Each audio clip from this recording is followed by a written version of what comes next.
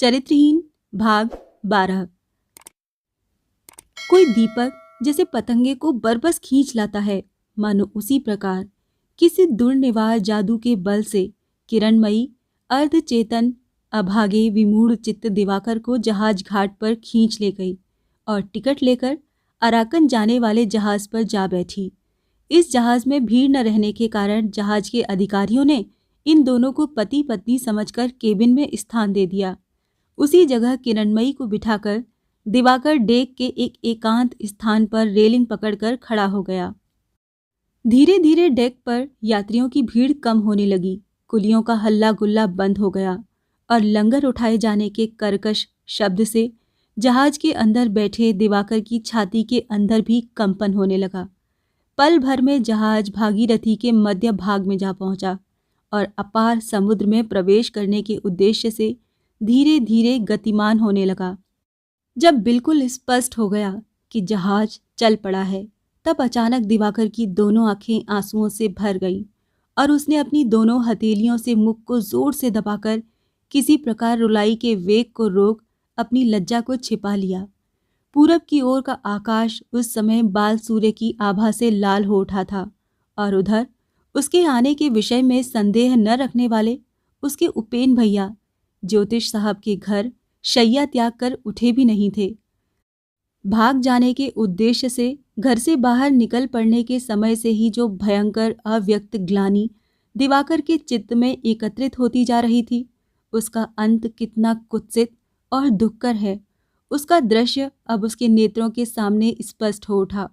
एक भले घर की गृहस्थ बहू को कुल से निकालकर वो किसी अनजान देश में ले जा रहा है, ऐसी असंभव बात उसके हृदय में अब तक आई ही नहीं थी। अपनी शिक्षा, अपने संस्कार, चरित्र, स्कूल, कॉलेज, देश, मित्र और सर्वोपरि अपने उपेन भैया, सभी से वो किस प्रकार निर्मम भाव से विच्छिन्न होता जा रहा है, इस बात को वो स्पष्ट रूप से अब जाकर समझ पाया, जब उसने देख लिया कि वास्तव में ही जहाज का चलना शुरू हो गया है। अपने उपेन दादा के लिए वो आज भी एक बालक मात्र है। उसी उपेन भैया का मनोभाव इस समाचार को सुनकर कैसा हो उठेगा, ये स्मरण करके उसकी छाती की धड़कन बंद सी होने लगी। उसी स्थान पर वो दोनों घुटनों के बीच माथा टिकाकर बैठ गया और एक ही क्षण में उसकी आंखों से आंसू झरने लगे। उसी समय किरणमयी उसके पास आ खड़ी हुई और उसके माथे पर हाथ रखकर स्नेह भरे स्वर से बोली, बबुआ, जरा कमरे में चलो। बहुत चेष्टा से और बड़ी देर में दिवाकर अपनी आंखों के आंसू रोककर मुंह झुकाए उठ पाया और धीरे धीरे किरणमयी के पीछे पीछे केबिन में जा पहुंचा। किरणमयी ने दरवाज़ा बंद करके दिवाकर को अपने पास बिठाया। उसके दोनों हाथों को अपने हाथ में लेकर उसके मुंह को देखकर अत्यंत करुण स्वर से पूछा, तुम रो क्यों रहे थे? ये प्रश्न सुनकर दिवाकर के नेत्रों से फिर आंसू झरने लगे। किरणमयी ने अपने आंचल से उन्हें पोंछ कर कहा, सच सच बताओ बबुआ, तुम मुझे प्यार करते हो या नहीं? दिवाकर कुछ भी न कह सका, बिल्कुल ही छोटे बच्चे की भांति घबराने लगा। किरणमयी ने आंसू से भीगे उसके मुख को अपनी छाती पर खींच कर दबा लिया और धीरे धीरे उसके माथे पर उंगलियां फेरती हुई चुपचाप सांत्वना देने लगी। इसी प्रकार बहुत समय बीत गया। बड़ी देर लगी, किंतु अंततः दिवाकर की अश्रुधारा अपने आप ही समाप्त हो गई। तब पहले की अपेक्षा उसका मन भी कुछ हल्का हो गया। वो उठ बैठा, फिर कुछ भी न कहकर दरवाज़ा खोलकर धीरे धीरे कमरे से बाहर हो गया। जहाज अब नदी के तट से हटकर टेढ़ी मेढ़ी चाल से रेत से बचता हुआ, जल को नापता हुआ धीरे धीरे समुद्र की ओर चला जा रहा था और छोटी छोटी डोंगियां और माल से नदी नावें बड़े जहाज की बड़ी मर्यादा की रक्षा करती हुई दूर ही दूर रहकर अत्यंत सावधानी से बढ़ती जा रही थीं।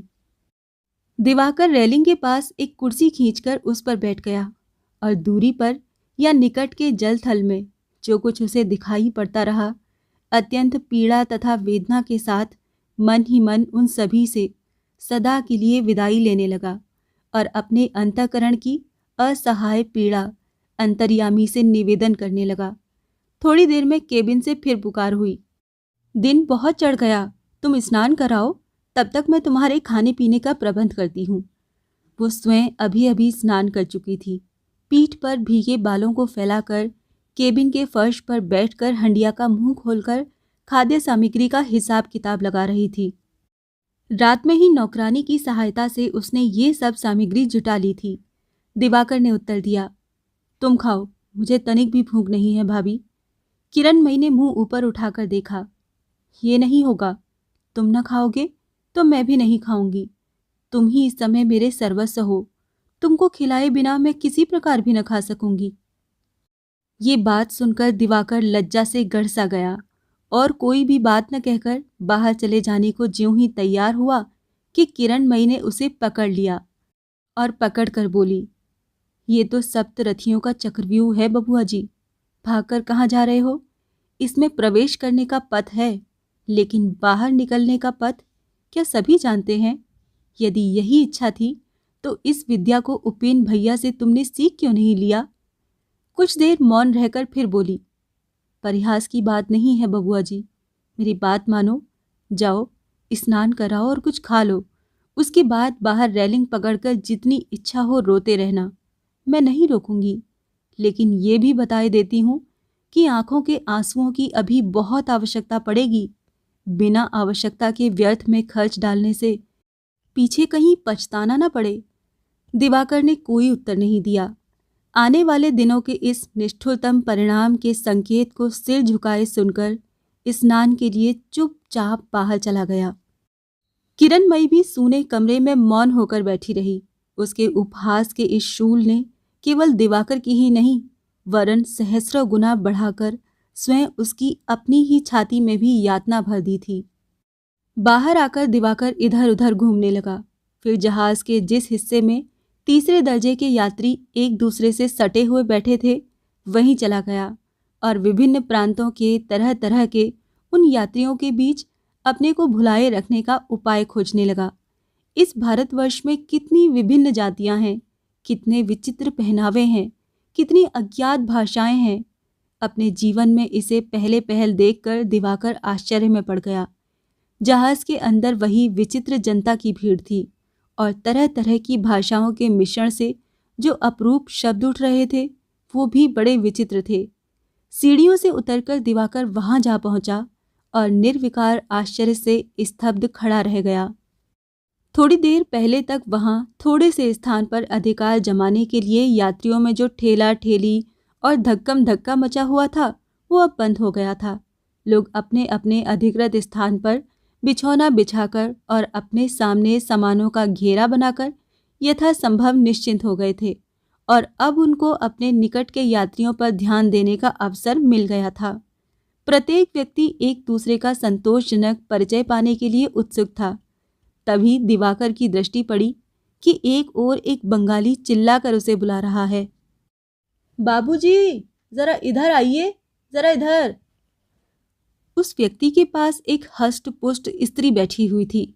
उसने भी उत्सुकतापूर्ण नेत्रों से उससे आने का अनुरोध किया।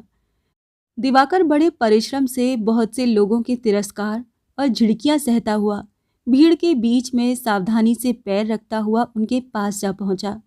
उसके पहुंचते ही उस मनुष्य ने अपने पास के टीन के संदूक पर बैठने की जगह दिखाकर कहा, ये मेरा संदूक टीन का नहीं, असली लोहे का है। आराम से बैठिए। आप हैं कौन? दिवाकर ने बताया, ब्राह्मण। तत्काल उस मनुष्य ने दोनों हाथ बढ़ाकर दिवाकर के जूतों के ऊपर से ही उसकी पद धूलि लेकर अपनी जीभ पर, माथे पर और गले पर लगाकर कहा, सोच रहा था कि ये कई दिन कैसे बीतेंगे। आपका आशीर्वाद मिल गया, अब कुशल से बीत जाएंगे। आप बैठे कहाँ हैं? दिवाकर ने उंगली से ऊपर दिखा दिया। आप केबिन में हैं? खैर, चाहे जहाँ रहें, संध्या को रोज एक बार पद धूलि दे जाया करें। कहाँ जाइएगा? रंगून? दिवाकर ने सिर हिलाकर कहा, नहीं, अराकान। अराकान में तो मैं भी रहता हूँ। आज 20 सालों से वहीं रह रहा हूँ। आपको तो मैंने कभी देखा नहीं। क्या आप पहली बार ही जा रहे हैं? वहाँ आपके कोई स्वजन संबंधी है क्या? दिवाकर ने नहीं में सिर हिला दिया। नहीं है। नहीं भी है तो क्या, कुछ भी चिंता मत कीजिएगा। आप लोगों की दया से मैं वहाँ के एक मकान का मालिक हूँ। मेरे मकान में बहुत से कमरे खाली पड़े हुए हैं, आप मेरे साथ ही चलिएगा। फिर पास बैठी हुई स्त्री को दिखाकर बोला, ये मेरी मकान मालकिन है। ये स्त्री अब तक टकटकी बांधे दिवाकर की ओर देख रही थी। उसने बहुत ही मोटे गले से पूछा, क्या आपकी पत्नी आपके साथ हैं? दिवाकर ने शर्म से मुंह लाल करके सिर हिलाकर किसी प्रकार बतला दिया, हाँ साथ ही हैं। उस स्त्री की भौहें टेढ़ी मेढ़ी थीं, ललाट पर गोदना था, मांग में सिंदूर की चौड़ी रेखा थी, नाक में नथ थी और दोनों कानों में 20-20 बालियां थीं। आंचल का जो थोड़ा सा भाग माथे पर था वो भी उत्साह तथा आवेश से नीचे खिसक गया था। उसने कहा, बहुत बुरा स्थान है, मग लोगों का देश है, लेकिन मेरे मकान की ओर आंख उठाने का साहस किसी का नहीं है। मैं साधारण मकान वाली नहीं हूँ। उस देश में ऐसा कोई आदमी नहीं जो कामिनी से डरता ना हो। आप मेरे ही मकान में रहिएगा, डरने की कोई बात नहीं है। किराया 5 रुपया है, आप 4 रुपया महीना दे दीजिएगा। ए मकान वाले, आपके कारखाने में इनको कोई काम मिल ही जाएगा। मकान वाले ने जरा हिचक कर कहा, कोई ना कोई तो मिल ही जाएगा। दिवाकर ने पूछा, आपका नाम? हरीश भट्टाचार्य। नाम सुनकर ब्राह्मण समझकर दिवाकर उसे प्रणाम करने को उद्यत हुआ तो वो अचकचाकर बोल पड़ा, अरे नहीं नहीं, ऐसा न करें, अपराध लगेगा। मैं ब्राह्मण नहीं हूँ, केवट हूँ, मल्लाह। पढ़ सुन लेता हूँ, इसीलिए लोग आदर से भट्टाचार्य कहते हैं। कंठी धारण करके मांस मछली का त्याग कर दिया है। बहुत देख लिया है जीवन में, बाकी नहीं रहा कुछ। 2-2.5 हजार रुपए खर्च करके चारों धाम की यात्रा कराया हूँ। 4 साल हो गए घर में देवी की स्थापना भी कर ली है। इसीलिए घर वालों से कहता हूँ कि चलो, अराकान में जो कुछ भी है बेच खोच कर किसी तीर्थ स्थान पर चलें। कहकर उदास भाव से ऊपर आसमान की ओर देखने लगे भट्टाचार्य महाशय। घरवाली ने भी समर्थन करते हुए कहा, मैं भी तो यही कहती हूँ। कच्ची उम्र में अदृष्ट के फेर से जो कुछ भी किया सो किया, वो चेहरे पर तो लिखा नहीं है। चल अब चलें। कहकर वो भी ऊपर की ओर देखने लगी। दिवाकर के अभी इतनी समझ तो थी नहीं कि उनकी बातों का यथार्थ अर्थ समझ पाता। वो चुपचाप बैठा रहा। मकान वाली ने कहा, ए मकान वाले, अब तो चिवड़ा भिगो दूं? मकान वाले का ध्यान टूट गया। धीरे से बोला, भिगो दो। दुनियादारी से अनजान दिवाकर इस संकेत का अर्थ अब समझ गया। वो उठ खड़ा हुआ, मैं अब जा रहा हूँ, फिर आऊँगा। उनसे विदा लेकर दिवाकर ऊपर डेक पर आकर पुनः एक आराम कुर्सी पर बैठ गया। फिर न जाने कब बैठे बैठे ही सो गया। उसे पता भी नहीं लगा कब नदी का गंदला जल पार करके जहाज कृष्णवर्ण समुद्र के बीच आ गया। अस्फुट कोलाहल से जब उसकी आंख खुली तो देखा कि सूर्य अस्त हो रहा था। उसी को देखते हुए लोग जोर जोर से बातचीत कर रहे थे। जिस सूर्यास्त का विवरण उसने अंग्रेजी और बंगला की किताबों में कई बार पढ़ा था, ये वही सूर्यास्त था। यही वो वास्तविक समुद्र था। चारों ओर नजर दौड़ाकर उसने अनंत जलराशि को देखा और फिर अस्ताचल की ओर जाते सूर्य को नमस्कार किया। एक बार फिर से उसकी आंखें भर आईं। सूर्य अस्त हो गया, आकाश मलिन हो गया और धीरे धीरे अंधेरा गहराने लगा। पर वो वैसे ही उसी तरह निश्चेष्ट बैठा रहा। रात की शीतल वायु तेज गति से बह रही थी। ऊपर डेक प्राय जनशून्य हो गया था। ऊपर कृष्ण पक्ष का गंभीर नीला आकाश था, नीचे वैसा ही समुद्र का नीला जल था। दोनों के बीच दिवाकर अपने अंतःकरण की गंभीर कालिमा को निमज्जित करके कुछ क्षण के लिए शांति अनुभव कर रहा था। उसी समय एकाएक किसी के कोमल हाथों के स्पर्श से उसका ध्यान भंग हो गया। घूमकर देखा, किरणमयी है। क्या हो रहा है बबुआ? तुम क्या आमरण अनशन व्रत कर रहे हो? दिवाकर ने उत्तर नहीं दिया, चुप ही रहा। किरणमयी ने पल भर उत्तर की प्रतीक्षा की, फिर कमरे में चलो कहकर वो बलपूर्वक उसे केबिन में खींच ले गई और भूमि पर बिछाए हुए बिछौने पर बिठाकर बोली, थोड़ी सी भी अगर समझ रखते हो तो कम से कम इतना तो अवश्य ही समझ सकते हो कि बहुत रोने धोने से भी जहाज तुमको देश वापस न ले जाएगा, बिना खाए सूख कर मर जाने पर भी नहीं, समुद्र के जल में कूद पड़ने पर भी नहीं। अराकान तो तुमको चलना ही पड़ेगा, तो क्यों निरर्थक स्वयं सूख कर मुझे भी सुखा रहे हो? जो देती हूँ ले लो, जितना खा सको खाओ। उसके बाद जहाज जब अराकान पहुंच जाएगा, तब जहां इच्छा हो उतर जाना, जब इच्छा हो लौट आना। तुम्हारी शपथ खाकर कहती हूँ बबुआ, मैं रोकूंगी नहीं। ये कहते कहते किरणमयी का कंठ स्वर तीखा हो उठा और भूख प्यास से व्याकुल दोनों नेत्र आग की तरह जलने लगे। दिवाकर सिर ऊपर उठाकर उसे मुग्ध की भांति निहारने लगा। आज इतने दिनों बाद उसे लगा मानो पर्दे की ओट में छिपी सत्य वस्तु अचानक ही दिखाई पड़ गई हो। किरणमयी के दोनों सुंदर नेत्रों की वासना दीप्त भूखी दृष्टि के अंदर और जो कुछ भी क्यों न हो, लेकिन उसके लिए तनिक भी प्रेम नहीं है। फिर भी उसने कोई बात नहीं कही। चुपचाप अपने नेत्र नीचे किए, दोनों घुटनों के बीच सिर छिपाए पत्थर की तरह बैठा रहा। थोड़ी ही देर बाद किरणमयी उठ पड़ी और एक हांडी से निकालकर कुछ मिठाई एक छोटी सी तश्तरी में ले आई। दिवाकर के सामने तश्तरी रखकर घुटनों पर ऊंची हो बैठ गई और बलपूर्वक एक हाथ से उसका मुंह ऊपर को उठाकर एक एक करके मिठाई के टुकड़े उसके मुंह में डालने लगी। इसी प्रकार सब समाप्त करके किरणमयी ने पल भर कुछ सोचा, फिर दूसरे ही क्षण झुककर दिवाकर के भीगे हुए होठों को चूमकर खिलखिलाकर हंस पड़ी। इस विषैले चुंबन और निष्ठुर हंसी को दिवाकर ने अपनी पूरी शक्ति लगाकर सह लिया। लेकिन रात को जब एक ही बिछौने पर सोने का प्रबंध होने लगा, तब वो किसी प्रकार भी स्थिर न रह सका। वो उठकर खड़ा हो गया। ये नहीं होगा भाभी, ये मैं किसी दशा में भी न कर सकूंगा। मुझे तुम छोड़ दो, मैं जहां भी हो सकेगा बाहर कहीं जाकर सो रहूंगा, लेकिन तुम्हारी आज्ञा का पालन करने के लिए किसी प्रकार मैं इस कोठरी में रात न बिता सकूंगा। ये किसी प्रकार भी न होगा। उसने पलटकर उसे देखा। दिवाकर फिर दृढ़ स्वर से बोला, ये किसी प्रकार भी न होगा। किरणमयी ने पहले तो हंसने की चेष्टा की, लेकिन हंसी नहीं आई। क्या सोना नहीं होगा?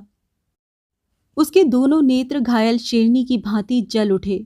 उसने दांत दबाकर धीरे धीरे कहा, तुम क्या समझते हो कि सारा अपराध मेरे सिर मढ़कर भले आदमी की तरह देश लौटकर अपने उपेन भैया के पांव छूकर शपथ खाकर कहोगे कि मैं साधु हूं और इतने से ही तुम्हारे उपेन भैया सिर ऊपर उठाकर चल सकेंगे? ये नहीं होगा बबुआ।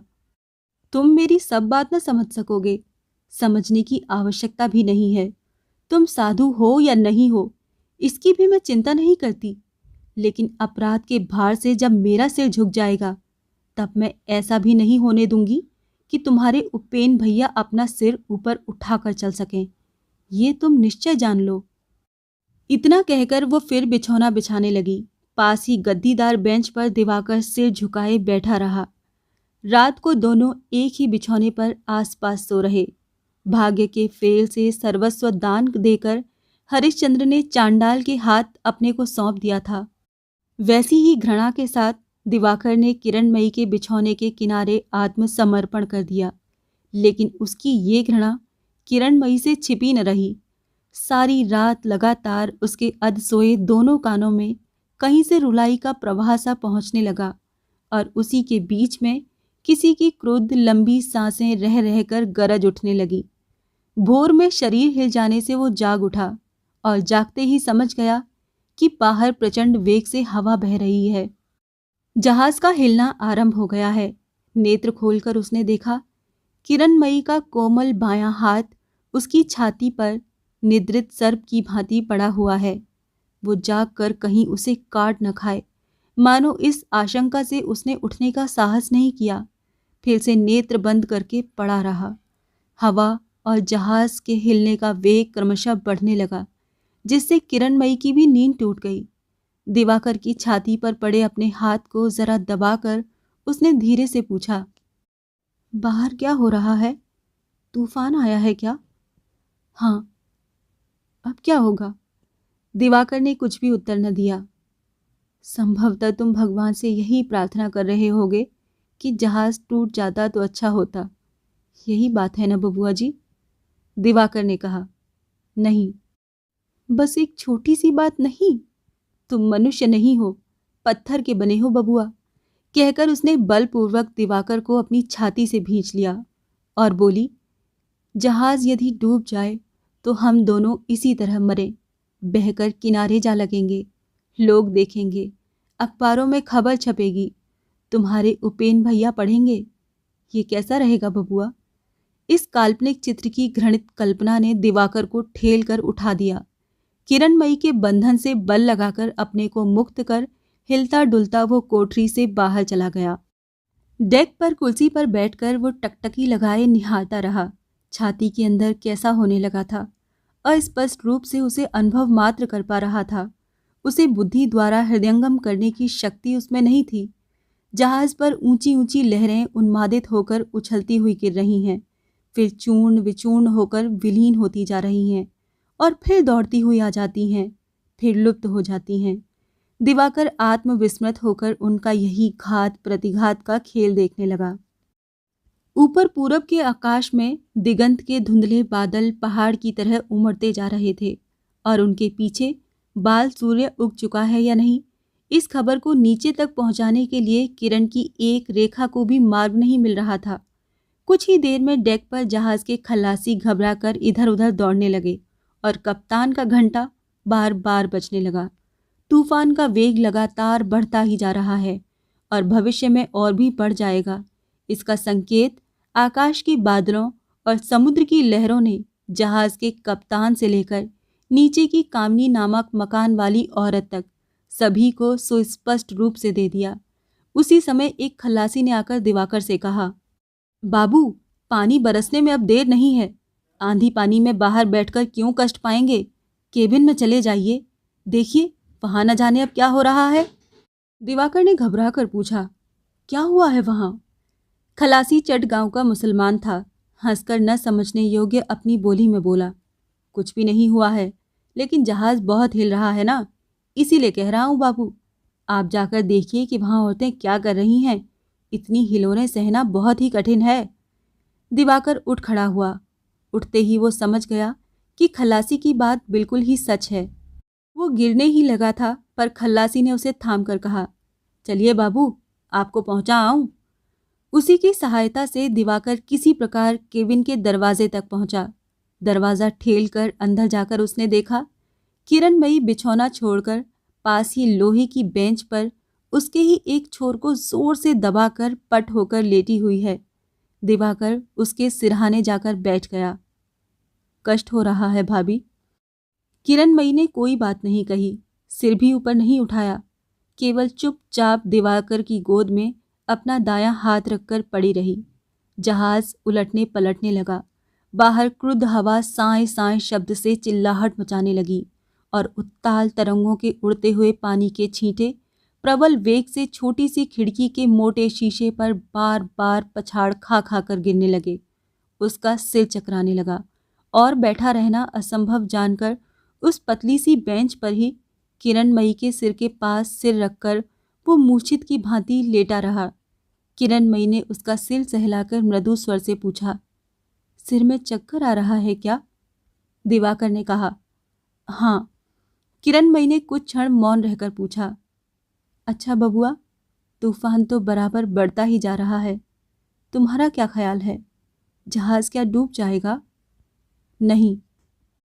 हाँ नहीं, तुम कचहरी में क्या गवाही दे रहे हो बबुआ जी?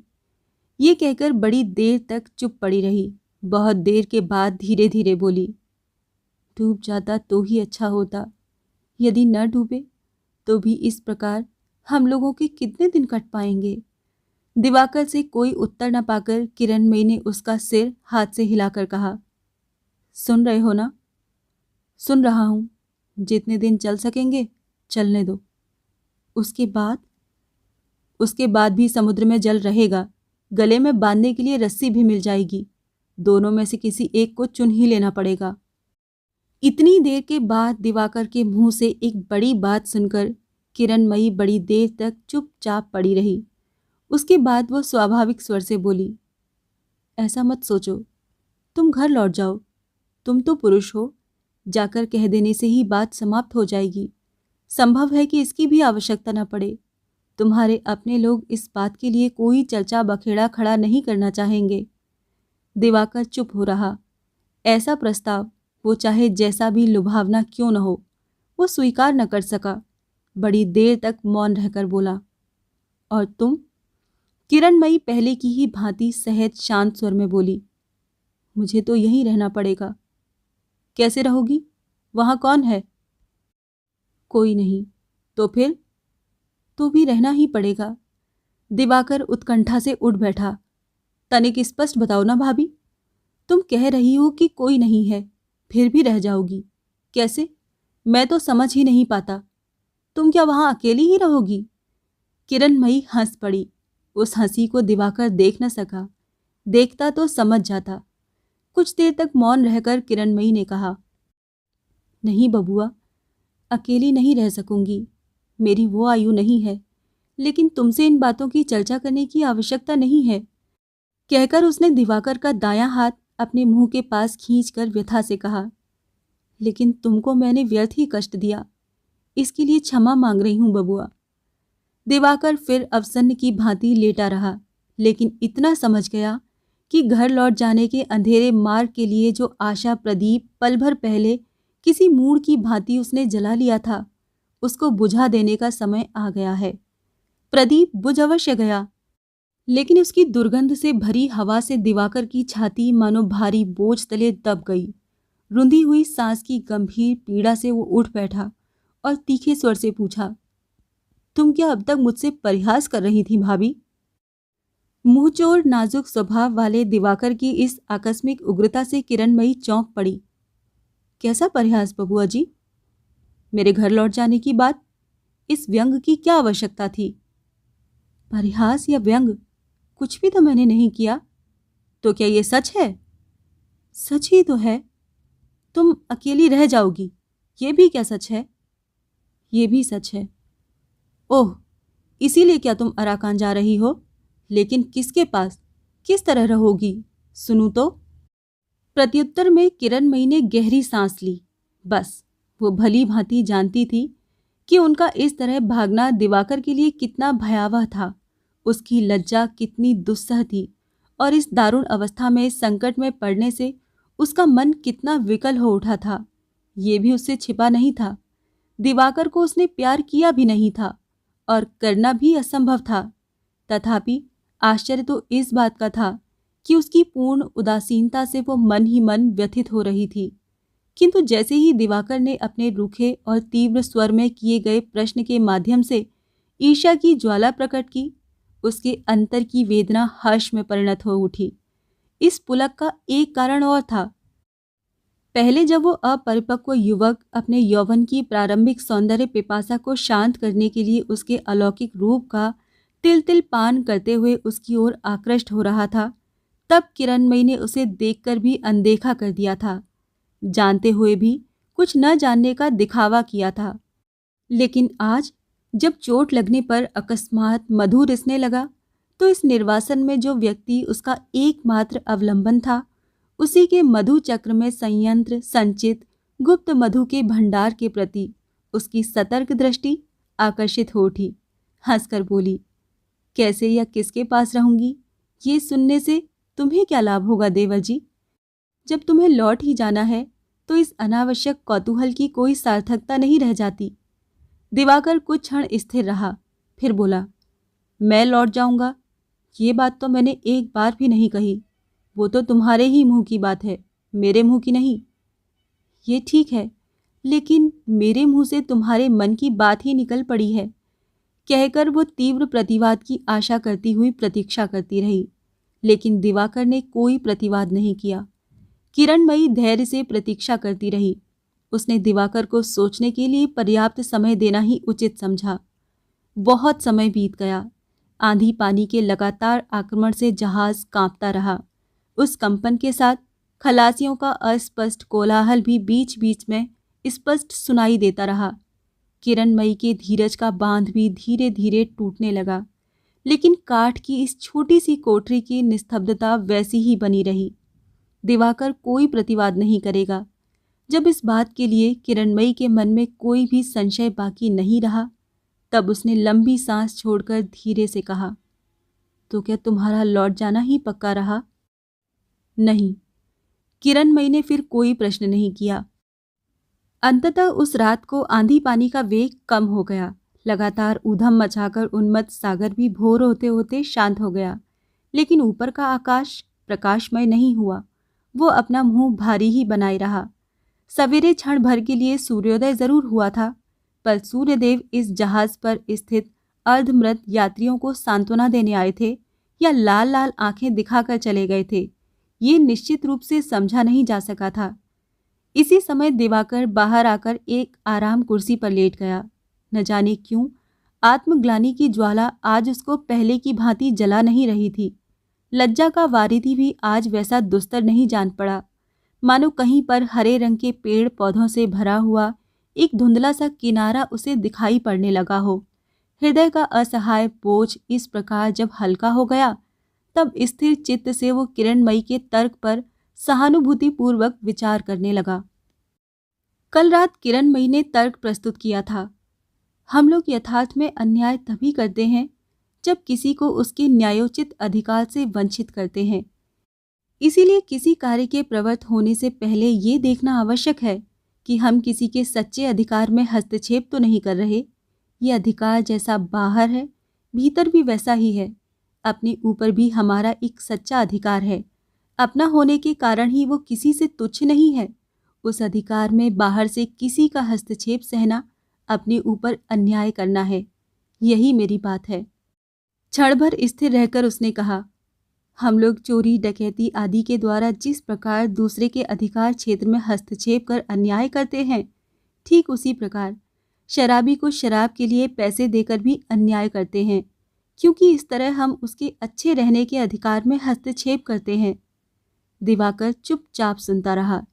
किरणमयी ने फिर कहा, यद्यपि सामाजिक लोगों का यह अधिकार अत्यंत व्यापक है, परंतु उसकी सीमा रेखा कहाँ पर है, इस बात को लेकर संसार में अनेक द्वंद्व हुए हैं, अनेक मतभेद हैं, तो भी कोई एक सीमा तो है ही है। इस विषय में किसी को संदेह नहीं है। इस सीमा का उल्लंघन करने की शक्ति किसी में नहीं है, समाज में भी नहीं है। समाज इस सीमा को लांघ कर केवल दूसरों को ही नष्ट नहीं करता, बल्कि स्वयं अपने को भी कमजोर बनाता है, नष्ट कर डालता है।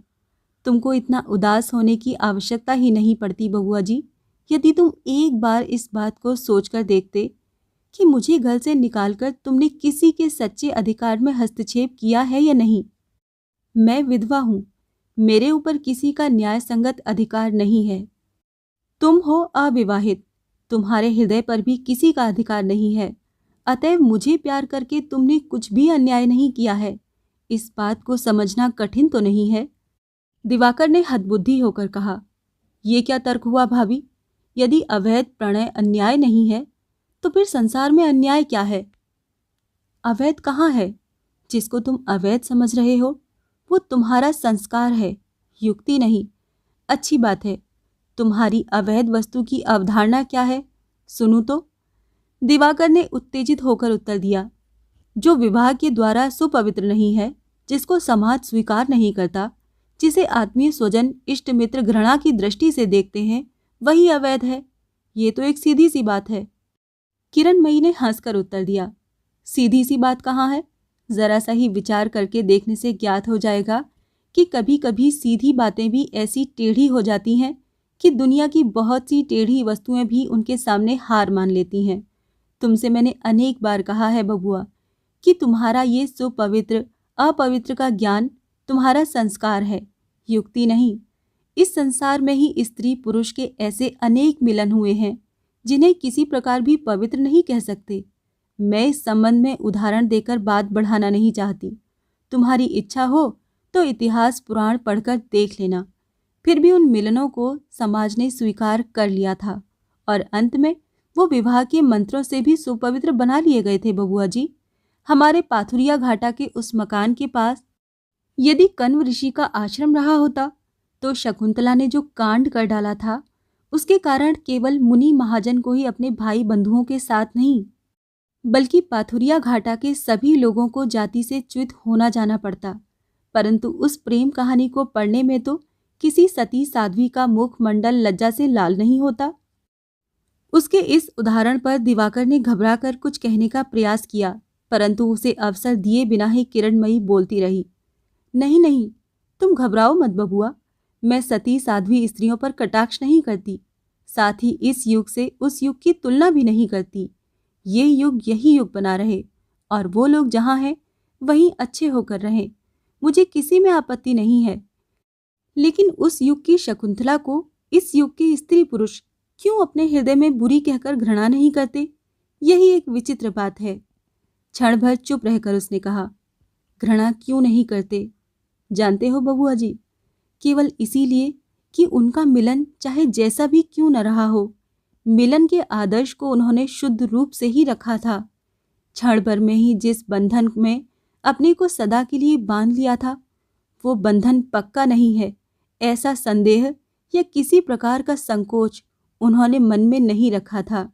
तुम भी खुले मन से इस पर अच्छी तरह विचार करके देखो, तभी समझ आएगा कि वास्तविकता क्या है।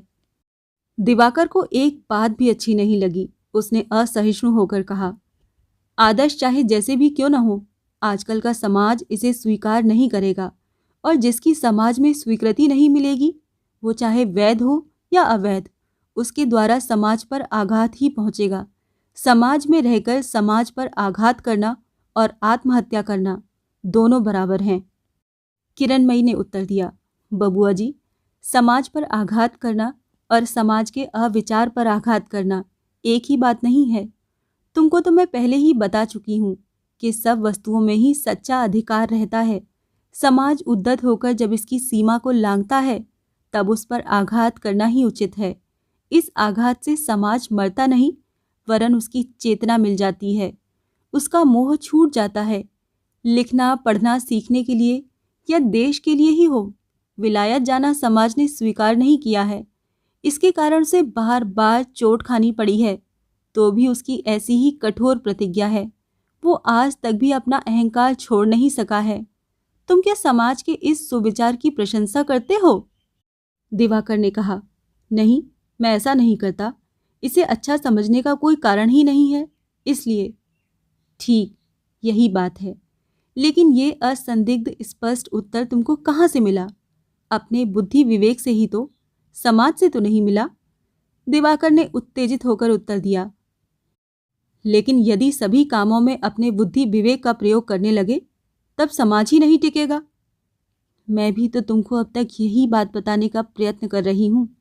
सभी कामों में अपनी बुद्धि लगाने से जैसे समाज नहीं रहता, उसी तरह यदि समाज भी सदा और सभी कामों में अपना ही मत चलाता रहे, तो उससे मनुष्य नहीं टिकता।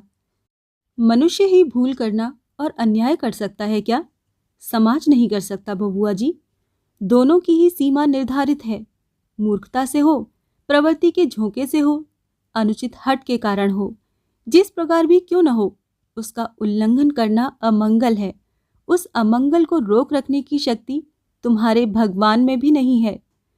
दिवाकर ने इसके उत्तर में कोई बात नहीं कही। किरणमयी ने कुछ देर चुप रहकर फिर कहा, फिर ये सीमा किसी भी समाज में सर्वदा एक ही स्थान से बंधी नहीं रहती। आवश्यकता के अनुसार ये बदलती रहती है। कौन बदलता है? कोई भी नहीं बदलता। जिस नियम से विश्व ब्रह्मांड में परिवर्तन होता है, उसी नियम से ये भी आप ही आप परिवर्तित होती है। बदल गई है या नहीं, इसका पता उसी समय चल पाता है जब कोई इस पर प्रहार करता है। अपने पलायन के समर्थन में किरणमयी के इन सारे तर्कों को दिवाकर का मन अभी तक स्वीकार नहीं कर पाया था। इस कार्य के अतिशय गर्हित होने में उसे रंचमात्र भी संदेह नहीं था, और नतमस्तक होकर सारा अपराध स्वीकार कर लेने के लिए वो स्वयं को तैयार कर रहा था। ऐसे में जब उसने देखा कि ये गर्विता नारी इतने बड़े अपराध को अपराध मानने को ही तैयार नहीं है, उल्टे समाज को ही दोषी ठहराना चाहती है, तो उसे असहनीय हो उठा। कोई कड़ी बात कहना उसकी आदत के विरुद्ध था, अतः ताना मारते हुए धीरे से बोला, हमारे समाज पर इस तरह प्रहार करने से उसका दर्प और मोह कितना भंग होता है, ये तो भविष्य ही बताएगा। क्यों, क्या ख्याल है भाभी? दोनों कोहनियों के बल उल्टी लेटकर दिवाकर की ओर देखते हुए किरणमयी बोली, हमने प्रहार किया ही कहाँ है देवर जी, जो समाज का दर्प चूर्ण होगा। डर कर भाग आना और सामने खड़े रहकर प्रहार करना क्या एक ही बात है? वास्तव में इससे तो उसका दर्प और बढ़ेगा।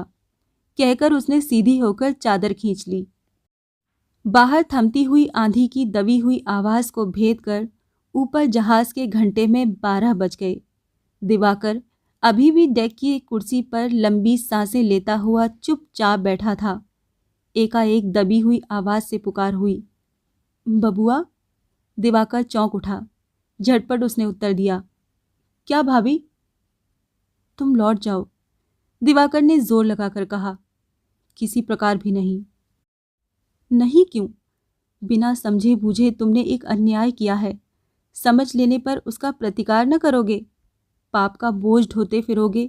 मैं तो इसकी कोई आवश्यकता नहीं समझती बबुआ। तुम नहीं समझती, परंतु मैं तो समझता हूं। इसके अतिरिक्त लौट जाने से ही क्या पाप का बोझ उतर जाएगा भाभी? आज ही उतर जाएगा ये बात मैं नहीं कहती, लेकिन 2 दिनों बाद उतर भी सकता है। दिवाकर ने मृदु कंठ से कहा। लेकिन मैं जाऊंगा कहाँ? अपने घर, अपने आत्मीय स्वजनों के पास, अपने उपेन भैया के पास। सभी तो तुम्हारे अपने हैं। दिवाकर क्षण भर चुप रहकर बोला, और जो कुछ मेरे पास होना तुम बता रही हो वो कुछ भी मेरा नहीं है, ये तुम भी जानती हो। हैं तो केवल उपेन भैया, लेकिन उनको तो तुम पहचान ही चुकी हो, तब भी उनके पास मुझे लौट जाने को कहती हो। हाँ, उपेन के ही पास लौट जाने को कहती हूँ। दिवाकर थोड़ी देर तक मौन रहा, फिर धीरे से बोला, मैंने सोचा था तुम उनको पहचान चुकी हो, लेकिन तुमने नहीं पहचाना। मैं भी उनको पहचानता हूँ, ऐसी बात नहीं है। संभवतः अच्छी तरह उनको पहचाना ही नहीं जा सकता, लेकिन बचपन से उन्होंने मेरा पालन पोषण किया है, अतः मैं इतना तो समझ ही गया हूँ कि अब इसके बाद उनके सामने जाकर खड़ा होने की अपेक्षा मेरे लिए आग में कूद जाना ही सरल है। एकाएक किरणमयी चकित हो उठी। दिवाकर के मुंह की ओर देखकर बोली, क्यों? वो क्या इतने निष्ठुर हैं? जो अपराध तुम्हारा है ही नहीं, उसको समझाकर बताने से भी क्या वो तुम्हें दंड ही देंगे? ये बात कभी संभव नहीं हो सकती बबुआ जी। किरणमयी के आकस्मिक उत्साह के प्रति दिवाकर ने ध्यान नहीं दिया। दीवार पर जो बत्ती टंगी हुई थी उसी को देखता हुआ अन्य मनस्क की भांति धीरे धीरे बोला, उनको कोई बात समझाकर कहने की आवश्यकता ही नहीं पड़ती। न जाने किस प्रकार वो सब कुछ जान जाते हैं। ये सच है कि मैं तुम्हारी तरह ये नहीं सोच सकता कि मेरा दोष नहीं है, लेकिन यदि तुम्हारी बात ही ठीक हो, यदि सचमुच ही मैं निर्दोष हूँ, तो उस दशा में जिस दिन मैं उनके पास जाकर खड़ा हो जाऊंगा, उसी दिन वो जान लेंगे। लेकिन मैं खड़ा न हो सकूंगा। तुमने दंड की बात कही, तो मैं कैसे जानूं भाभी कि वो कैसा दंड मुझे देंगे? अब तक कभी भी उन्होंने मुझे कोई दंड दिया ही नहीं। वो और कुछ न कह सका, दोनों हथेलियों से आंखें ढककर चुप हो रहा। किरणमयी ने कोई बात नहीं कही, दोनों नेत्र खोलकर उसके मुख की ओर निहारती रही। उसके हृदय में जो विप्लव चल रहा था उसको केवल अंतर्यामी ही जान सके। थोड़ी देर के बाद दिवाकर अत्यंत व्यथित कंठ से फिर कहने लगा, कल तुमने कहा था कि तुम उपेन भैया का सिर नीचा कर दोगी। उस दिन रात के समय तुम लोगों में क्या बातें हुई थीं मैं जानना नहीं चाहता, परंतु किस क्रोध में आकर तुमने ये बात कही थी इसे मैं अभी तक समझ नहीं सका। संभवतः इसका कोई कारण तुम्हारे लिए होगा, लेकिन वो कारण चाहे जैसा भी हो, उस सिर को नीचा कर देने का दुख कितना बड़ा है, इस बात को यदि तुम जानती तो ये बात मुंह से न निकालती। तुम ऐसी चेष्टा भी मत करना। जब तक वो स्वयं नीचा होकर हम लोगों की ओर नहीं देखेंगे, तब तक उनके सिर को नीचा कर देने की शक्ति संसार में किसी में नहीं है भाभी। उस गंभीर रात्रि में ये दोनों विपरीत प्रकृतियां उपेंद्र के प्रति भक्ति, श्रद्धा और प्रेम के तट पर पहुंचकर एकाएक बहुत ही अच्छी तरह सम्मिलित हो गई। यहाँ कोई विरोध ही नहीं था। जहाँ कहने की अपेक्षा सुनने, समझाने की अपेक्षा समझने की अभिलाषा प्रबल हो उठती है, विरोध रहता ही नहीं। भोर में किस समय दिवाकर बिछौना छोड़कर बाहर चला गया, इसका पता निद्रा मग्न किरणमयी को नहीं चला। नींद टूटते ही वो दिवाकर के लिए व्याकुल हो उठी। कल रात को बातों ही बातों में वो बहुत सी बातें जान गई थी। दिवाकर वास्तव में कितना निसहाय है और अपने उपेन भैया से अलग हो जाना उसके लिए कैसी चोट पहुंचाने वाली दुर्घटना है। इस बात को अत्यंत स्पष्ट रूप से समझ लेने के बाद से किरणमयी अपने नारी हृदय के अंतःस्थल में तनिक भी शांति नहीं पा रही थी। इस सरल, विनीत, सत्यवादी और सचरित्र नवयुवक को उसकी यौवनावस्था के प्रारंभ में ही अकारण पथभ्रष्ट कर देने का अपराध उसकी निद्रावस्था में भी उसे बींध चुका था। इसीलिए निद्रा भंग होते ही उसने अनजाने ही एक अभिनव स्नेह के साथ सबसे पहले इस निरपराध अभागे की ओर मुंह घुमाकर देखा। दिवाकर वहां नहीं था। वो उठकर बाहर गई, पर वो वहां भी दिखाई नहीं पड़ा। जहाज पर काम करने वाले एक लड़के से ढूंढने के लिए कहा, पर वो भी उसे न पा सका। उसी समय से किरणमयी अत्यंत व्याकुलता से उसकी प्रतीक्षा कर ही रही थी, लेकिन आज उसकी इस उत्कंठा के बीच बहुत दूर से आई हुई किसी मृदु सुगंध की भांति एक अस्पष्ट आनंद का आभास भी था, जिसे पाकर अनायास उसका हृदय पुलकित हो रहा था। उसे अति तुच्छ दिवाकर के साथ, जिसको वो कभी भी प्यार न कर सकी थी, अपनी ही कुबुद्धि के कारण घर गृहस्थी संभालनी पड़ेगी, प्रेम का अभिनय करना पड़ेगा। जहाज पर चढ़ जाने के बाद से यही धिक्कार उसे भीतर ही भीतर मथता हुआ मानो पागल बनाता जा रहा था। फिर यहाँ पर भी तो अंत नहीं था। इस दिखावटी प्यार का आकर्षण एक दिन समाप्त होकर रहेगा। एक दिन आएगा जब ये छल लीला हृदय में वितृष्णा पैदा कर देगी। ये सीख उसे डॉक्टर अनंग मोहन से मिल चुकी थी।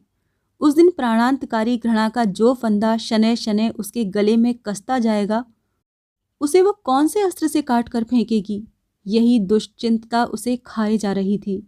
लेकिन कल गंभीर रात्रि में उपेंद्र के राज सिंहासन के नीचे बैठकर संधि पत्र पर जब दोनों के हस्ताक्षर हो गए, तब मानो उसकी निद्रा भंग हो गई और इस निरीह लड़के के लिए करुणा और व्यथा से इधर वो जिस प्रकार व्यथित हो उठी थी, उसी प्रकार इस अवश्याम्भी घृणा से मुक्ति पाकर मानो बच गई।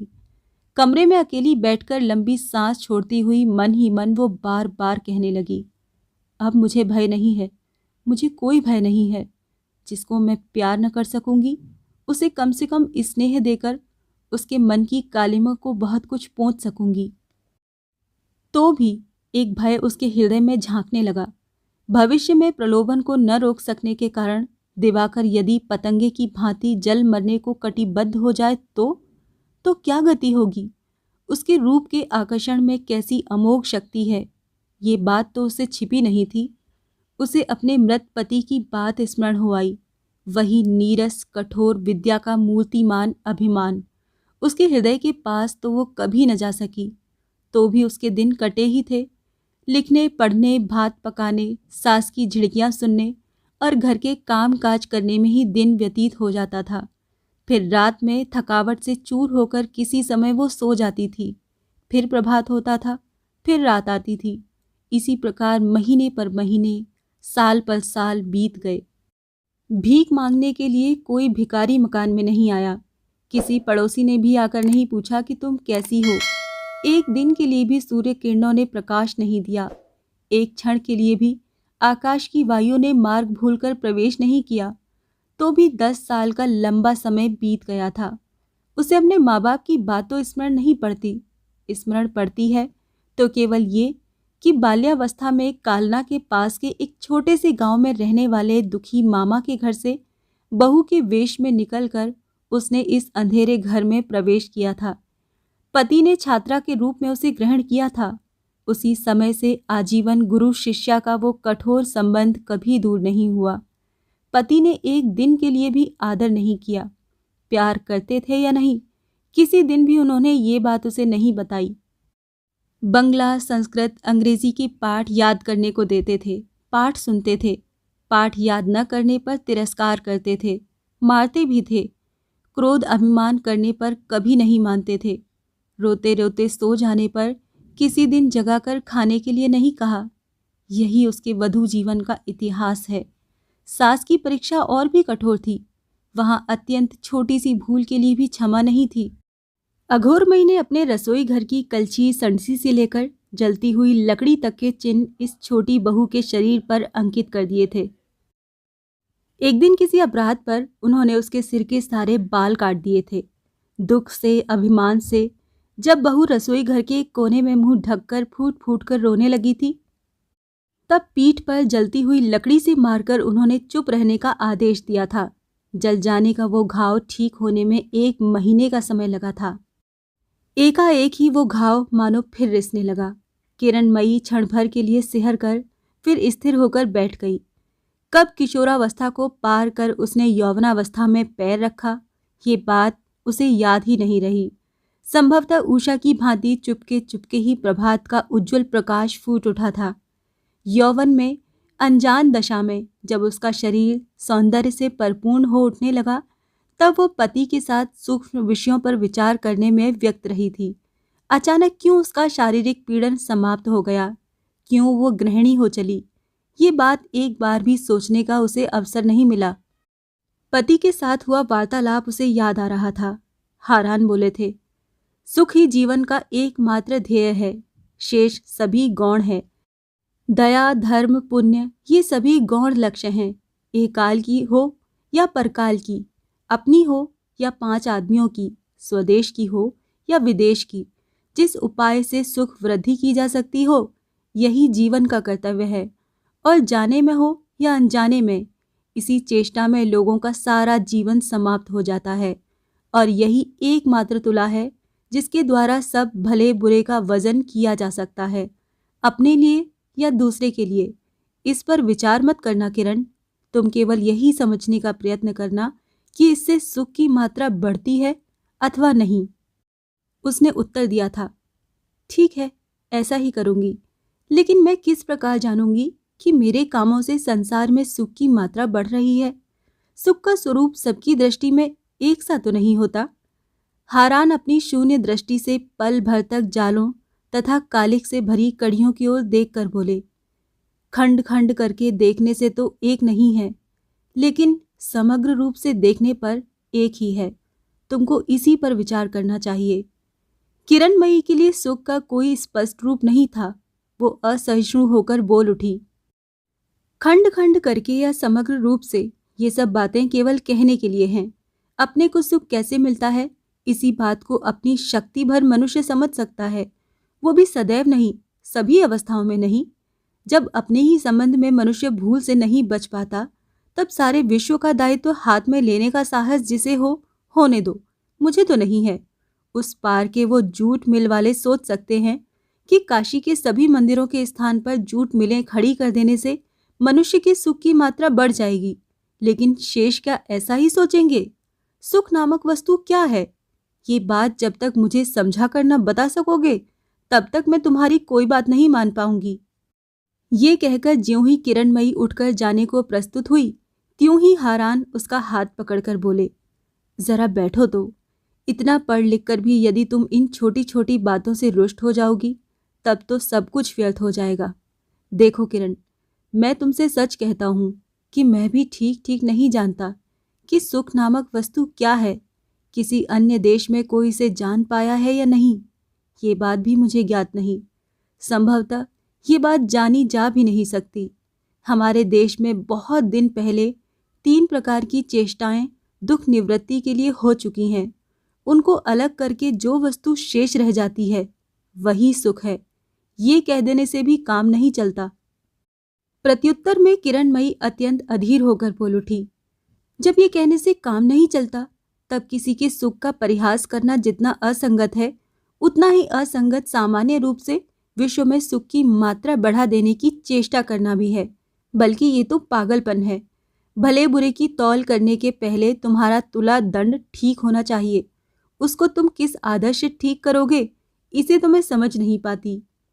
कुछ पल चुप रहकर हताश स्वर में हारान ने कहा, किरण, मैं जानता हूं कि तुम्हारे मन की गति किसी और है, लेकिन जब तक तुम परलोक, आत्मा, ईश्वर आदि की भावनाओं के जंजाल से मन को मुक्त नहीं करोगी, तब तक संशय बना ही रहेगा। सुख ही जीवन का चरम लक्ष्य है और सुखी होने से ही जीवन की चरम सार्थकता। ये बात तुम जानते हुए भी नहीं समझोगी। यही लगता रहेगा कि क्या जाने, शायद और भी कुछ है, और इस और भी कुछ का संधान कभी नहीं मिलेगा तुम्हें। ये बात तुम्हें परेशान तो करती रहेगी, पर कोई गति नहीं दे पाएगी। आकांक्षा तो जगाएगी, पर परितृप्ति नहीं दे पाएगी। रास्ते की बात तो बताएगी, पर रास्ता दिखा नहीं पाएगी। इसी प्रकार शिक्षा और गृहस्थी के बीच पढ़कर किरणमयी बालिकावस्था से बढ़कर सयानी हो गई थी। आज एक एक करके उसे वो सारी बातें स्मरण होने लगी। इसी प्रकार उसके चिंतन की धारा जब वर्तमान दुख को लांघ कर बहुत दूर जाकर अतीत के अगाध अतल दुख के सागर में डूबती हुई गोते खा रही थी, उसी समय शुष्क म्लान मुख लिए दिवाकर केबिन के भीतर आया। उसको देखते ही किरणमयी के दुख का स्वप्न का नशा पल भर में उतर गया।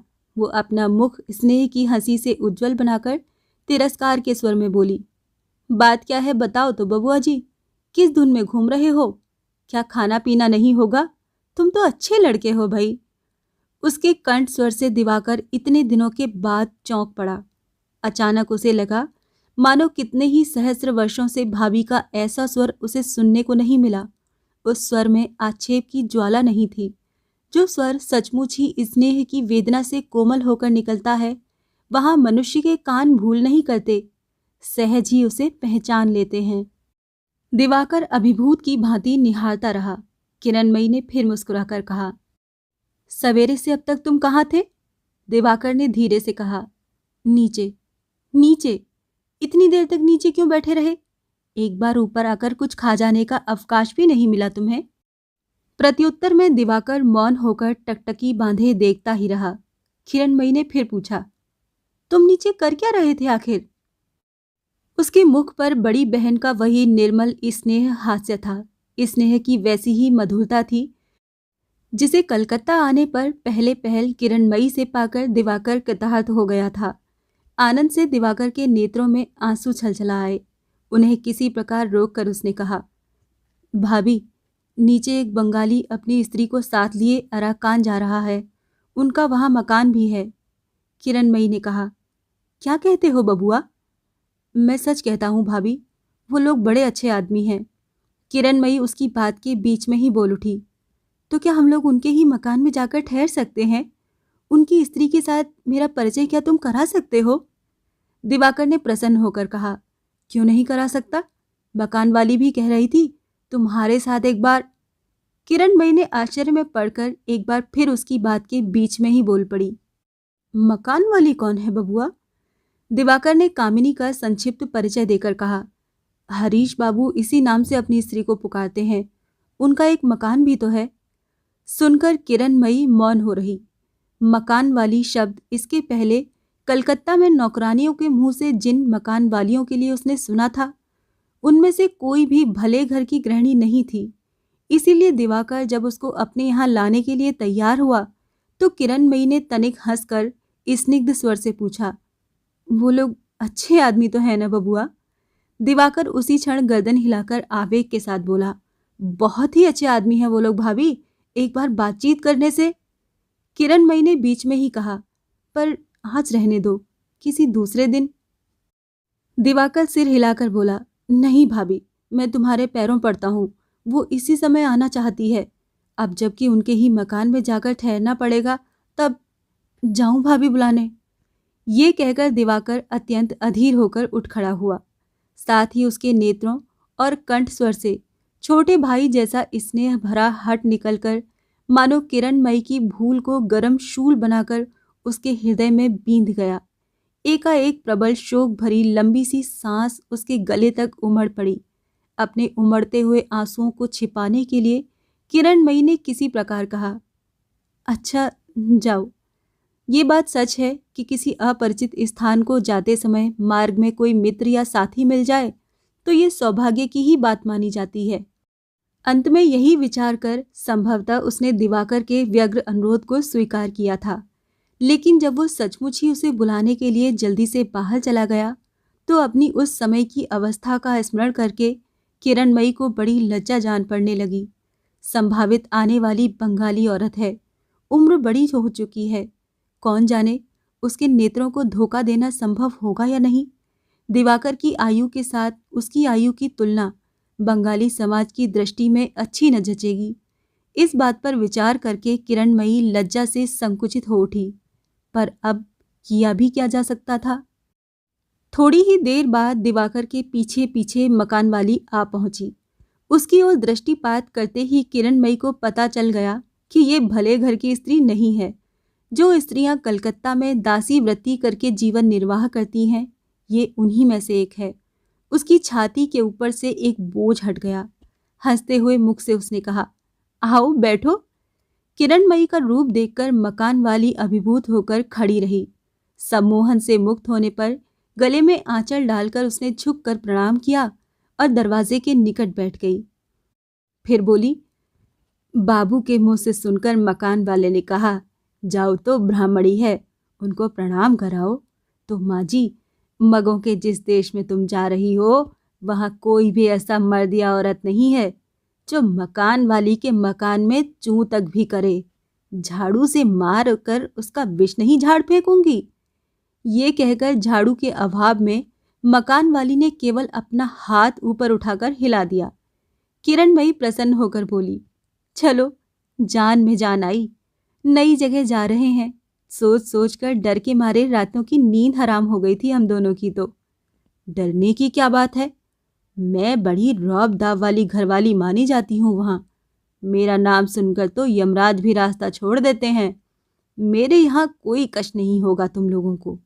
वैसे तो किराया 5 रुपए है, पर तुम लोग 4 ही देना।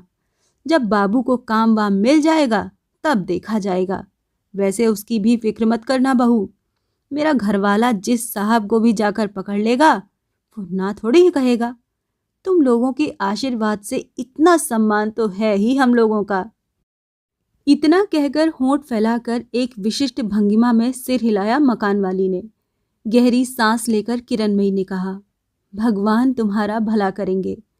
तभी अचानक उसके मुंह की ओर दृष्टिपात करके मकान वाली बोल उठी, ये कैसी बात है बहू, तुमने अपना सिर ऐसा धो डाला है कि मांग सिंदूर का तनिक भी चिन्ह नहीं है। सिंधौरा जरा दे दो तो मैं मांग में सिंदूर लगा दूं। किरणमयी इसके लिए पहले से ही तैयार थी। उसने अपना बायां हाथ दिखाकर कहा, नहीं, सिर धोने से नहीं, मेरी मांग का सिंदूर 1 साल से काली माई के पैरों से बंधा हुआ है।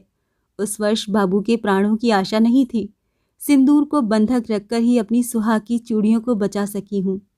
कहकर एक लंबी सांस खींचकर उसने दिवाकर की ओर कनखियों से देखा। उसका मुख लज्जा और कुंठा से एकदम बदरंग हो गया था। ऐसी बात है, कहकर मकान वाली ने सहानुभूति प्रकट करके कहा, हमारे यहाँ आराकान में भी काली जी का मंदिर है। वहाँ पहुँचते ही पूजा चढ़ाकर सिंदूर बंधक से छुड़ा लेना बहू, नहीं तो लोग न जाने क्या क्या सोचने लगेंगे। आराकान जैसी बुरी जगह तीनों लोक में कहीं भी कोई है क्या? केवल हमारे ही डर से वहाँ के लोग कुछ कुछ दबे रहते हैं, नहीं तो। किरणमयी ने हंसकर कहा, इसी विषय पर तो बाबू के साथ आज 2 दिनों से बातचीत चल रही है। वो तुम दोनों की जितनी प्रशंसा कर रहे थे, अब मैं तुम्हारे सामने क्या कहूँ। जहाज पर चढ़ने के बाद से ही हम दोनों के भय के मारे प्राण सूखे जा रहे थे कि आगे जाने क्या होगा। ये तो भगवान ही। बात पूरी भी न हो सकी कि मकान वाली बोल पड़ी, भय कैसा माँ जी? उसके बाद किरणमयी को अभय प्रदान करते हुए वो अपनी बड़ाई की झड़ी लगाने लगी। देखते ही देखते दोनों की घर गृहस्थी सुख दुख की कहानी इस प्रकार जम गई कि कोई भी ये नहीं कह सकता था कि 10 मिनट पहले तक दोनों में तनिक भी परिचय नहीं था। निकट ही कुर्सी पर दिवाकर जो बैठा तो फिर उस पर से उठा नहीं। किरणमयी कितनी ही असत्य बातें कैसी निसंकोच और सहूलियत के साथ बेरोक टोक बोल सकती है, ये सुनते सुनते वो मानो हत चेतन की भांति स्तब्ध हो गया था। इतनी देर के बाद एकाएक होश में आकर वो ज्यों ही उठकर चले जाने को तैयार हुआ, त्यों ही किरणमयी बोल उठी, सारा दिन तो तुमने कुछ खाया नहीं, फिर बाहर जा रहे हो क्या? प्रत्युत्तर में दिवाकर ने धीरे से जो बात कही वो उसे सुनाई तो नहीं पड़ी, लेकिन समझ में फिर भी आ गई। उसने घबरा कर कहा। नहीं नहीं, ये नहीं होगा। तुम एक बार बाहर जाओगे तो फिर जल्दी नहीं आओगे, ये मैं जानती हूँ। फिर मकान वाली के मुंह की ओर देखकर हंसते हुए उसने कहा, सास ससुर नहीं है। ब्याह होने के बाद से मुझे सदा इसी बात का दुख रहता है। खिलाने के लिए मानो मारपीट तक करनी पड़ती है। फिर तनिक मुस्कुरा कर बोली, मैं ही ऐसी हूँ कि जोर जबरदस्ती करके खिला पिला सकती हूँ। और कोई स्त्री होती तो आंसू बहाते बहाते और रोते रोते ही उसके दिन जाते। अपने विषय में ये सब विश्लेषण सुनकर घोर लज्जा से दिवाकर का सिर एकदम झुक गया। मकान वाली ने हंसकर कहा, हाँ बाबू, इसी प्रकार क्या तुम दोनों विदेश में जाकर घर गृहस्थी चलाओगे? लेकिन मेरे मकान में ये नहीं होगा बाबू। मैं बहू को दुख न देने दूंगी, ये मैं पहले कहे देती हूँ। तभी किरणमयी के मुंह की ओर देखकर वो एकाएक पूछ बैठी, अच्छा बहू, बाबू संभवतः तुमसे उम्र में बहुत बड़े नहीं हैं, समान ही उम्र के जान पड़ते हैं, ठीक है ना? किरणमयी ने उसी क्षण सिर हिलाकर कहा, कुलीन ब्राह्मण का घर ही तो है। मैं ही आयु में बड़ी न हुई, यही मेरा सौभाग्य है। हम दोनों एक ही उम्र के हैं। बैसाख में इनका जन्म हुआ और आषाढ़ में मेरा। ये सिर्फ 2 ही महीने तो बड़े हैं। बहुत से लोग तो मुझे ही आयु में बड़ी मानते हैं। ये कैसी लज्जा की बात है। कहकर किरणमयी मुंह बंद कर मुस्कुराने लगी। मकान वाली इस हंसी में सम्मिलित नहीं हुई, बल्कि गंभीर मुंह से कहने लगी, कुलीन घर के लिए इसमें लज्जा की क्या बात है? सुनती हूँ कि 10 वर्ष के बर के साथ 50 वर्ष की बुढ़िया का भी ब्याह हो जाता है। भले ही हो जाए, हम क्यों इस पर बहस करें?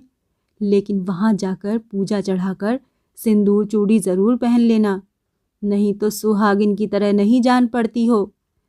कहकर विदा मांगती हुई बोली, अच्छा अब मैं जाती हूँ, तुम लोग खाओ पियो, संध्या के बाद फिर आऊंगी। कहकर किरणमयी के पैरों की धूल सिर पर चढ़ाकर वो उठ खड़ी हुई। इससे आगे की कहानी जानने के लिए सुनिए चरित्रहीन का अगला भाग।